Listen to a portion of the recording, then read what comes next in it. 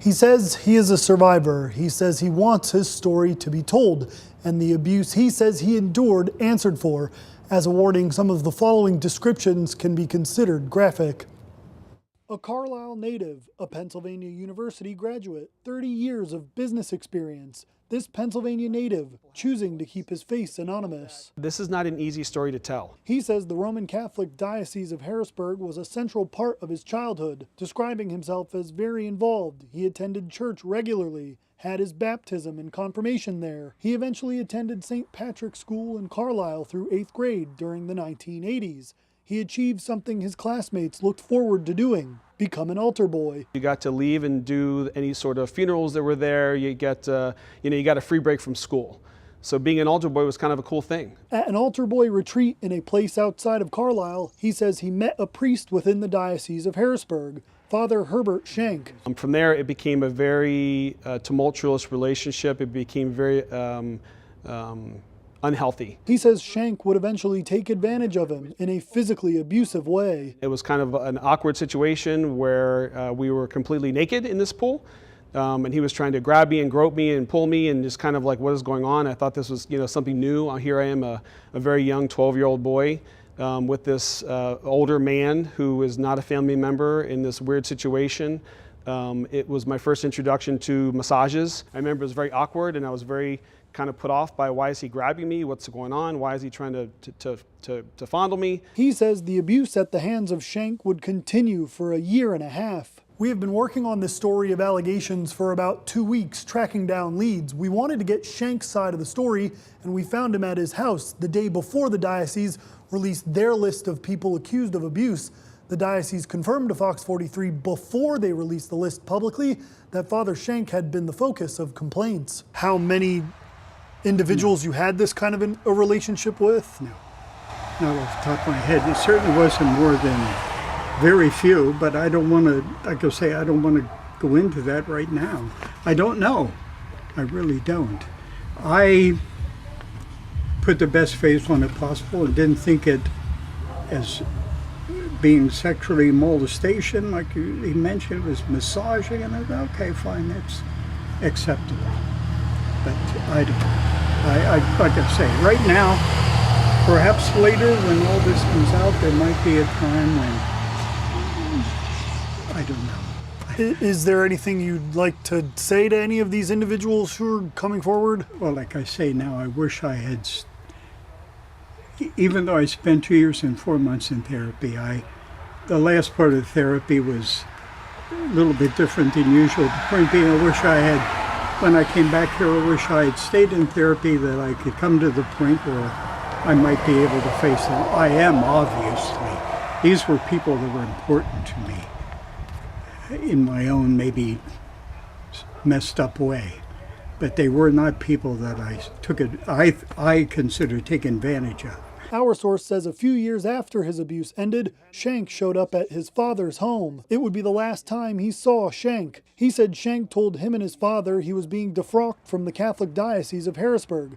Defrocked due to allegations of molesting a boy while at St. Rose of Lima in York. Also, he says Schenk asked a question that shocked him. He turned to me and asked me why I did not stop him, which I thought was probably one of the most amazing, ridiculously absurd questions I've ever heard come out of a person's mouth. I responded back to him because I was a child, and I had left. In the list released by the Catholic Diocese of Harrisburg today, it says Herbert Schenk has multiple allegations of sexual abuse of children. I'm deeply sorry for everything that happened. And that right now is all that I think I should say until I've talked to my lawyer and anybody else about what's involved. Honestly, that's all that they said. But in my situation, I didn't fight it. I acknowledged there were some situations and resigned and went to the Institute of Living in Connecticut and was in therapy for about 2 years and 4 months. And I wish well, I couldn't stay there in therapy, but I wish I had. I think I would have forgiven myself a little better and would have been able to maybe approach and say something to the people. But right now, that's all I would say. He asked Schenk to meet at a property on Fix Road in Warrington Township, York County, currently owned by Father Carl Tancredi, a retired priest within the Catholic Diocese of Harrisburg. It's a place where our source says he'd been to between 3 and 6 times with Schenk, who he says had free reign on the property. He says Schenk brought him and other boys there where they would drink alcohol and the physical contact would persist. We would have shaving cream fights and whipped cream fights in our underwear running around this property.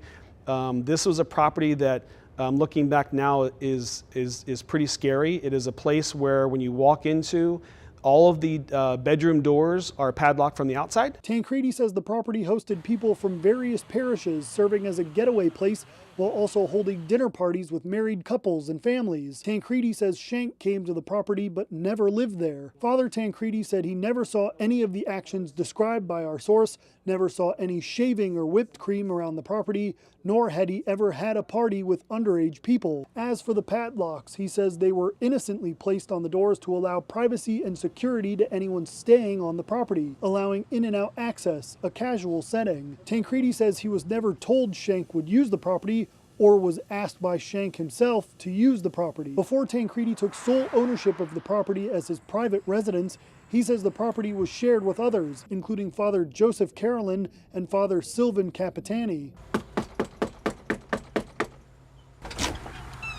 We asked Father Carolyn for comment. He says he stayed at the cabin with 4 other people in the late 1960s, early 70s, and sold out his share of the property a long time ago. He refused to talk about Schenk or the property. We also asked Father Capitani for comment.